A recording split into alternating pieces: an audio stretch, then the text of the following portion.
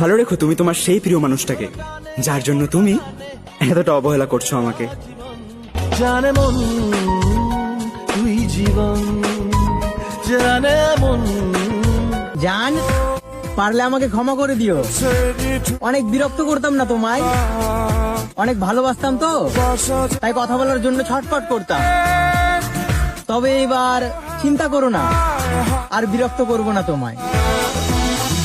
কেন এভাবে কাঁদাও যেন? তোরে ছাড়া আমি ভালো নাই রে।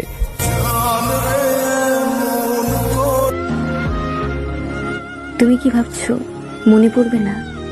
পড়বে পড়বে, এক যুগ পরে হলেও আমার কথা তোমার মনে পড়বে। তখন অনেক আফসোস নিয়ে বলবে, আমার একটা বেহায়া ছিল, অনেক অবহেলা করতাম, তাও আমার কাছে ফিরে আসতো।